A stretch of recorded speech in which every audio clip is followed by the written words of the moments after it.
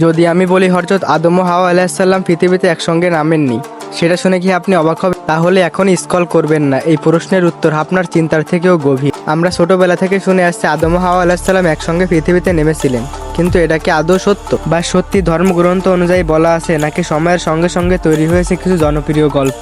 ইসলাম ধর্ম অনুযায়ী, অর্থাৎ আমাদের ধর্ম অনুযায়ী, আল্লাহ তাআলা হযরত আদম আলাইহিসসালামকে সৃষ্টি করেন এবং জান্নাতে রাখেন, এবং হাওয়া আলাইহিসসালামকে তার সঙ্গিনী হিসেবে সৃষ্টি করেন। কিন্তু শয়তানের প্ররোচনায় তারা নিষিদ্ধ গাছের ফল খাওয়ার পর জান্নাত থেকে তাদের পৃথিবীতে নামিয়ে দেওয়া হয়। এটি কোরআনে সূরা বাকারার 236 নং আয়াত ও সূরা আরাফের 724 নং আয়াতে বলা হয়। আল্লাহ তাআলা বলেন, তোমরা একে অপরের শত্রু হয়ে নামো পৃথিবীতে। কিন্তু সরাসরি কোথাও লেখা নেই যে তারা একসঙ্গে পৃথিবীতে নেমেছিলেন। অনেকে বলেন আদম আলাইহিসসালামকে ভারতের শ্রীলঙ্কায় আদমাসফিকে নামানো হয় এবং হাওয়া আলাইহিসসালামকে সৌদি আরবের জেদ্দায় নামানো হয়। এবার আমরা আলোচনা করব খ্রিস্টান ও ইহুদি ধর্মের কি মত। খ্রিস্ট ধর্মে আদম আলাইহিসসালাম ও হাওয়ার গল্পে তথা বাইবেলের জিনিয়াস বইয়ে উল্লেখ আছে তাদের দুজনকে জান্নাত থেকে বের করে দেওয়ার কথা, কিন্তু তাদের দুজনকে কোথায় পৃথিবীতে নামানো হয় তা নির্দিষ্ট করে কোথাও বলা হয়নি। ইহুদি ধর্মে একইভাবে বলা হয় তাদের বহিষ্কারের কথা, তবে স্থান নির্দেশ ঐতিহাসিক ও লোককথার মতে।